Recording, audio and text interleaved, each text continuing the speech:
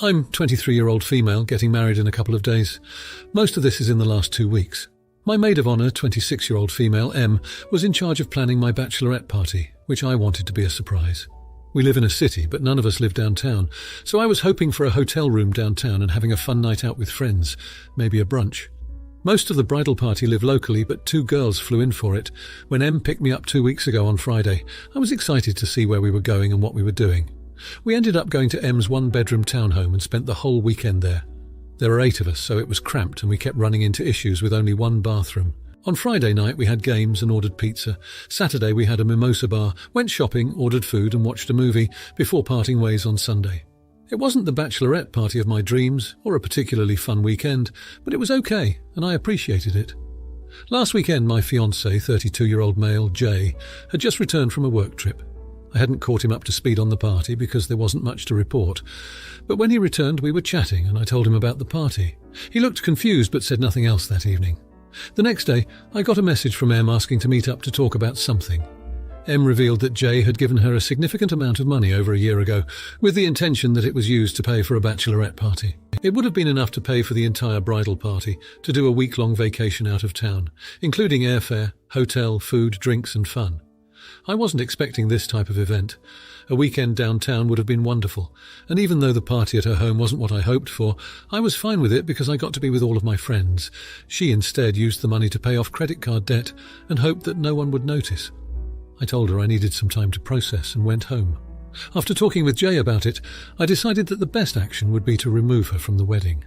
I came to this decision because I don't feel I can trust her and don't want her to be standing next to me at my wedding.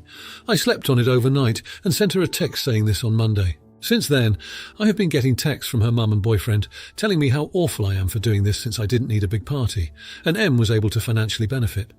My mum is also against removing her from the wedding, as she's like a sister to our family and it would be tragic for me to get married without M there.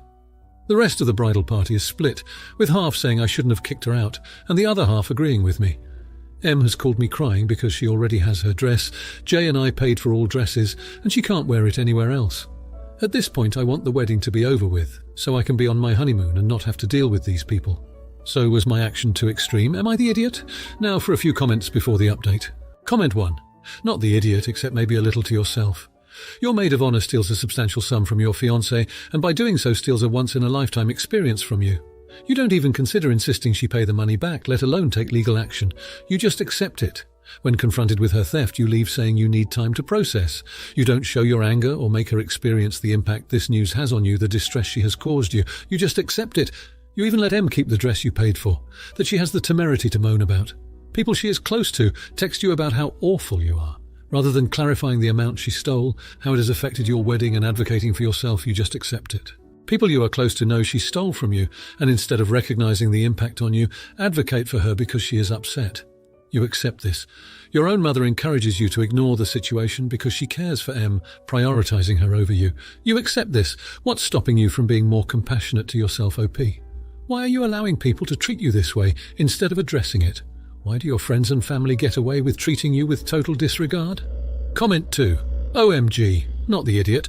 She stole from your fiancé and lied to you, and on top of all that, she's crying because she can't wear the dress you paid for anywhere else? Poor little felon. Depending on how much he gave her, she probably committed a felony, as in some states the threshold is $1,000. Her mother should be calling to apologize to you for raising a selfish liar as well as criminal. Ultimately, it's up to you on who you want in your wedding. Long-term best friends often get a pass that other friends don't. But bottom line, your friend is crying and playing the victim because she got caught. I'm so sorry for this. Comment 3, not the idiot. She stole money from you and it sounds like it was a decent chunk of money too. I would honestly have a stern talking to with your mum and maybe cut off people that are taking her side. This is ridiculous that anyone wouldn't immediately be on your side after she misappropriated money meant for your bachelorette.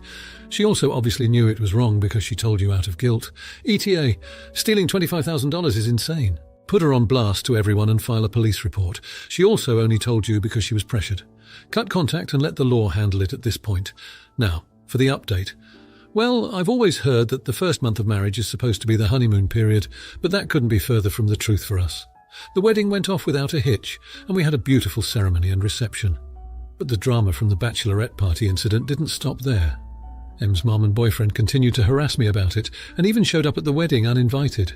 We had to have them removed, which disrupted the ceremony and caused even more stress. After we returned from our honeymoon, we found out that Em had been spreading rumours about me being a bridezilla, and now even more of our mutual friends are siding with her. She's also been spreading lies about my husband, saying that he was cheating on me during our engagement and that he's not the man I think he is. To top it all off, my husband lost his job last week. He'd been working for a startup and they had to make some cuts to stay afloat. We'd been relying on his income to pay for the majority of our bills, and now we're scrambling to figure out how to make ends meet. He's been job hunting like crazy, but hasn't had any luck yet.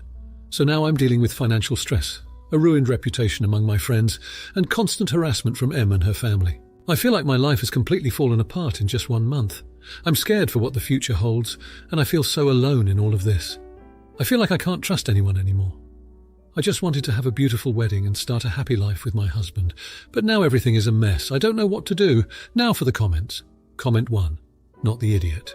This is a clear case of someone trying to stir up drama and stress in your life at a time when you should be celebrating and enjoying the start of a new chapter. Em and her family have absolutely crossed the line by showing up uninvited to your wedding and spreading malicious rumours about you and your husband. I understand that you must be feeling overwhelmed and alone, but it's important to remember that their actions speak volumes about their character and not yours.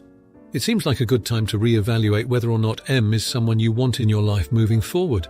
As for your husband losing his job, that's a tough situation, but it's something you can overcome together. It's a rough patch, not a life sentence. Seek out resources and support where you can, and remember to communicate openly and honestly with each other. Comment 2. Not the idiot. This situation is incredibly stressful, and it's completely understandable that you feel overwhelmed. Em's behaviour throughout your wedding and after is disrespectful and uncalled for. The accusations she's spreading about your husband are serious and damaging. It might be worth considering legal action if these rumours continue to circulate and cause harm. Concerning your husband's job loss, it's essential to approach this problem as a team. Financial stress can strain a relationship, so consider seeking financial advice or support to help you navigate this period. Remember, it's okay to set boundaries with people who are causing you harm, even if they are long-time friends. Comment 3.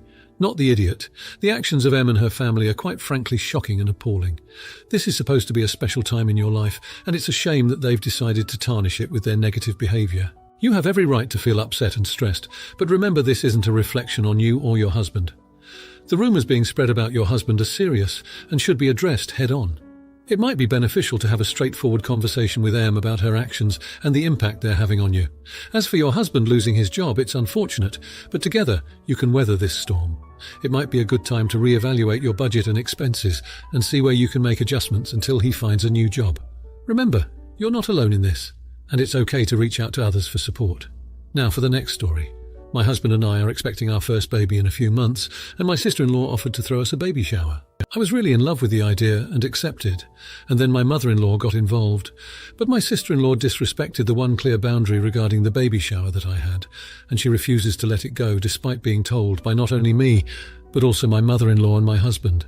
She insisted that my half-siblings should be invited, as well as finding biological family from both sides and inviting them. This is absolutely not something I want. I did not invite them to my wedding, and I have not seen or spoken to them in several years, but she's going extremely hard on the "but" family argument.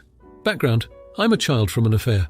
My father cheated on his wife and I was the result. His wife kicked him out, and he and my mother stayed together. I was born, but they did not take care of me, and when I was 3, I was removed from their care by CPS. None of my biological family wanted me. My mother's family were supposedly good Christians who couldn't stand the thought of an illegitimate affair child, and my father's family were not in a position to take care of such a young child. My father's ex-wife ended up taking me. I'm not sure why. The fact that she was paid to take care of me was possibly the reason. What I do know is that I was not loved. My half-siblings ranged from 11 to 17 at the time, and they all hated me. It was made perfectly clear to me from a young age that I was never to call her mum, and I was never to call them my brothers and sisters. My father's family was still in their lives and knew how I was treated, and they wouldn't even report it to my caseworker. I mentioned it once or twice, but I think she found it easier to dismiss a child's words. My childhood was miserable, and I was seen as a burden and as someone who should never have been born. My half-siblings continued visiting their mum as adults, and they all made it clear they couldn't stand me and were disgusted by my presence. I just left when I was 16 and nobody ever reported me missing or came looking for me. My sister-in-law knows my background and she knows that I would never want them in my life again. But despite that, she continues to push, and I spoke to my mother-in-law about it. She tried to take over more, but my sister-in-law insisted that she had offered first. When she brought it up again, I told her to cancel the shower, and I would rather have no shower than one thrown by her when she can't respect my boundaries. My mother-in-law stepped in and is now hosting one, but my sister-in-law is angry because she spent a while planning and had already paid for some stuff. My mother-in-law said she'd give her the money back, but my sister-in-law said I was in the wrong, and I should appreciate her for wanting to give me back my family. I told her I had no family until I met them, and she needs to accept that my blood relatives do not want me, and I do not want them. I know she keeps telling my husband how wrong I was, and he keeps defending me, but I feel bad about the tension now. Am I the idiot? Now for a few comments before the update. Comment 1. Not the idiot at all. However, because I can tell how deeply you care for her, you can try another approach. Sil. I know you can't imagine not being surrounded by family and love at this exciting time and want to give me this gift. Unfortunately, that isn't my reality, and even the magic of a baby can't transform things. You need to understand and respect this, because I can't accept this stress or negativity into my pregnancy or child's life. You've been told this clearly by everyone. Respect it. You need to think about why this is so important to you, and why you think that is more important than my boundaries. Comment 2. Your sister-in-law was disrespectful as F. Not the idiot of EC. She said I was in the wrong and I should appreciate her for wanting to give me back my family. You should keep an eye on your mother-in-law as well, because this is overstepping too. I personally wouldn't trust people with not enough self-awareness to understand family is not an excuse for SHTTT behaviours. Comment 3. I'm really sorry, OP, but people who come from decent families can have absolutely no clue what it's like to come from a really bad one. I don't talk about my own very bad family among normal, respectable people, because they just aren't going to understand. And there's good odds that they wouldn't even believe the truth. Now for the update. 1 month has passed since the debacle with my sister-in-law and the baby shower drama. You'd think things would have calmed down by now, but the fallout from the whole situation has spiralled beyond what I could have imagined. As planned, my mother-in-law took over the hosting duties for the baby shower, and it was an intimate and joyous event. However, the evening was not without its heartaches. My sister-in-law, still upset over what transpired, refused to attend. This caused quite a bit of tension and discomfort among the family who did attend, especially my husband. It was supposed to be a celebration of our upcoming arrival, but the absence of his sister and the underlying tension cast a shadow on the day. The rest of the month followed a similar pattern. My sister-in-law has made her displeasure known not just to us, but to our entire extended family and her friends. She's been turning anyone who would listen against us, painting us as the villains and herself as the victim of our unreasonable expectations. This has taken a toll on my husband and me, causing unwanted stress during what is supposed to be a joyful period of anticipation. The real heartbreak, however, occurred when we found out my sister-in-law had taken it upon herself to contact my biological family, the same people I'd been trying to avoid. She sent them photos from the baby shower, told them about the baby, and even shared my contact information. This was a violation of my boundaries on a level I'd never anticipated. This has resulted in countless awkward messages and phone calls from family members I've spent years trying to distance myself from. They've been trying to insert themselves into my life and the life of my unborn child, causing me immense stress and anxiety. I feel like my past is catching up with me, and it's completely overwhelming. My husband has been a rock through all of this, but I can see the strain it's putting on him too. His relationship with his sister is fractured, and he's been left in the uncomfortable position of having to mediate between us. The worst part is the guilt I feel. I can't help but wonder if I'm the one who's ruined everything. Did I overreact? Should I have just let my sister-in-law invite those people? There's a part of me that can't help but feel responsible for the family drama that's been stirred up, and I'm racked with guilt over causing my husband to be stuck in the middle. This was supposed to be a time of joy, and instead it's turned into a period of stress and heartache, all because I wanted to celebrate our baby's arrival without being reminded of a painful past I've tried so hard to leave behind. Now for the comments. Comment 1. Not the idiot. It's clear that your sister-in-law is crossing boundaries by involving your biological family in her drama. It is not her place to initiate contact with them, especially if it's unwanted. It seems like she's doing this out of spite, or to create further tension in an already tense situation. Your feelings of being overwhelmed are valid, and you should not feel guilty for a situation that you did not start. Your husband, being stuck in the middle, should ideally step up and set boundaries with his sister to protect your peace and mental health during this stressful time. Comment 2. Not the idiot. From the way you've narrated the story, it seems like your sister-in-law is the one stirring up drama and causing unnecessary stress during what should be a happy time for you and your husband. It's important to remember that you're not responsible for her actions or the way they're affecting your family. This is a time when you should be focusing on yourself and the upcoming arrival of your baby, not dealing with unnecessary family drama. Your husband needs to step in and address this with his sister. You're not the cause of this drama, and it's unfair for you to carry the burden of guilt. Comment 3. Not the idiot. The fact that your sister-in-law took it upon herself to contact your biological family clearly shows a lack of respect for your privacy and boundaries. This is a major overstep, and it's completely reasonable for you to be upset about it. It's also not your responsibility to manage her behavior or the fallout from it. You should be able to enjoy this time in your life, not be stressed out by family drama. Your husband should communicate with his sister and make it clear that her behavior is not acceptable.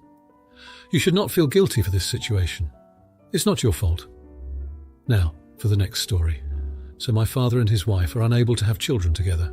He has me, 16-year-old male, from his marriage to my mum, which ended because he cheated on her with his now wife. The affair was found out when I was 7, and my mum left him right after. I split time with both of them, unfortunately, which meant I was around my father and his wife a lot, and she tried to be a second mum to me, which I think was terrible. After she knowingly slept with a married man, she was dating his best friend at the time too. My mum died when I was 12. Then I had to live with my father and his wife and had no escape from them. They tried to make me forgive them / let go of what happened, and they did a bunch of therapy with me, but I always told him I would stop speaking to him as soon as I turned 18. They found out 3 years ago that they could not have kids together, and almost 2 years ago started the process to adopt a baby from foster care. During the process, I was interviewed. This was in February of this year. I was asked questions about my relationship with my parents, which I corrected and told them she was not my parent, and he was only because of blood. Then asked how I would feel about a sibling, and I told them I would have nothing to do with one, and was planning to move and never speak to my father again once I turn 18. The social worker looked kind of alarmed by that. She asked me about my father's family, and I said they disowned him after he cheated, and so did all of his friends. Soon after the interviews were done, they were rejected and told they could not provide a suitable environment for a child. My father's wife fell apart. I heard her say Mum must have been cursing her from beyond the grave. She's really religious and does believe people can send good or bad luck from beyond the grave. She's still not over the news, and a few weeks ago my father was telling me I should take pity on her and at least be friendly to her. I asked why I'd do that, and he said her dream of motherhood is over. I told him I didn't care. He asked me if I had something to do with that. I shrugged. He then went off on me, saying it was cruel to punish them this long. He said they could have provided a child with so much love, and it was wrong to say things that got in the way of that. She sobbed for a week when he told her. Am I the idiot? Now for a few comments before the update. Comment 1. Not the idiot. As far as I understand, you answered all the questions honestly. Yes, your answers were a part of what made the social worker decide these two people have already failed as parents. Which they clearly have. Look at the results. You've been living with them exclusively for 4 years, and there were, 5 years of you spending a lot of time with them before then? If in that time they, two grown adults, didn't manage to smooth things out and give you reasons to love them, trust them, or at least want to keep in contact with them after you turn 18, there's no guarantee they would do better with an adopted child. Answering the questions truthfully doesn't make you the reason this happened. You simply delivered the information. I'm sorry that your childhood and teenage years turned out like this. While I don't discount the possibility that you're contributing to the difficulties in your relationship with your father and his wife, you've been a child all this time, and they're the adults in this situation. I hope that you'll be able to have a good adult life in the future, and that you'll find an environment where you'll feel genuinely loved and accepted. Comment 2. Not the idiot. You gave honest answers to the social worker. Good on you. I wish crappy parents were required to get input from their current children before breeding more children. In all seriousness, I do not believe your interview is why their application was denied, given the high rate of children that need homes. Regarding the cheating, they say you lose them the way you got them. Your biological father's current wife is in for a big surprise when he cheats again, and it has nothing to do with beyond the grave. Info. How did your mum pass? Comment 3. Not the idiot. You were asked questions and you answered them honestly. As long as there were no lies, then you did nothing wrong. It amazes me the amount of people that break up a home, move in, marry an affair partner, and then are all shocked that their kids aren't happy about it and resent the parent for it. Also sorry about your mother. Now for the update. A month's passed since Dad and stepmum's adoption was axed. Living in this house has been hell on earth. Dad took to the bottle, an old friend he'd abandoned when he first met stepmum. He's always reeked of whiskey these days, barely able to keep his job. His once cheerful demeanour is now replaced by a stony silence that's occasionally broken by a drunken rant about me, about Mum, about everything. Stepmum, on the other hand, has gone off the deep end with her religious fervour. She's convinced herself that she's being punished by God, holding exorcisms in our living room and inviting religious leaders over to cleanse the house. Her prayers echo through the house at all hours of the day, and she's taken to fasting as a form of repentance. I think she's lost about 15 pounds already. She barely eats and her once vibrant eyes are now clouded with a manic desperation. The tension in the house finally snapped last week. Dad, in a drunken rage, tried to kick me out, blaming me for ruining his life. He said he wished he'd stayed with Mum, that he regretted ever meeting stepmum. She watched on, eyes wide and red-rimmed, clutching her rosary so tightly I thought it would snap. I didn't fight him. I just packed a bag and left. I've been crashing at a friend's place since then. It's not ideal, but it's better than the toxic war zone that my old home has become. I've been looking for a job, hoping to save up enough to rent a small place of my own. I'm still planning to cut off contact with Dad once I turn 18, but I worry about the state he's in. I worry about them both. And even though I know I didn't cause this, I can't help but feel a pang of guilt. Maybe I did sabotage that adoption. Maybe I did contribute to their downfall, but then I remember the pain they caused Mum, the way they ripped our family apart, and I can't help but feel they deserved it. Anyway, that's the update. I don't know what life has in store for me next, but I hope it's better than this. Now for the comments. Comment 1, not the idiot. It's an unfortunate situation all around, but ultimately you need to put your mental and emotional health first. It's clear that your dad and stepmum are dealing with their own issues, but that doesn't give them the right to take it out on you, or blame you for circumstances beyond your control. The adoption falling through is not your fault. Their reactions and subsequent choices are their own responsibility. Also, it's important to remember that you're not responsible for your parents' happiness or life fulfillment. It's commendable that you're taking steps to ensure your well-being and stability by finding a job and seeking a more peaceful living situation. You're not the villain here. Comment 2, not the idiot. The environment you're currently living in is toxic, and it's affecting your mental health. It's clear that your dad and stepmum are projecting their frustrations and disappointments onto you, which is not fair at all. Their coping mechanisms, alcoholism and extreme religiosity, are destructive, not only to them, but also to those around them. It's completely justified for you to remove yourself from such a situation. Furthermore, your feelings of guilt are understandable, but remember, you're not abandoning them. You're protecting yourself. It's important to set boundaries even with family members. Comment 3, not the idiot. You're not to blame for the struggles your dad and stepmum are going through. They've chosen their coping methods, and unfortunately they're ones that have caused further harm to themselves and those around them. You have every right to distance yourself from a situation that is causing you unnecessary stress and harm. It's important to prioritize your own mental and emotional health, and if that means cutting ties and building a better future for yourself, then so be it. You're not responsible for fixing their life. They need professional help. Your guilt is understandable, but remember, self-preservation is paramount. If you liked this video, you'll probably like these too. Also, while you're here, please consider subscribing. It's your support that keeps this channel alive and allows me to make better and longer videos. Have a great day!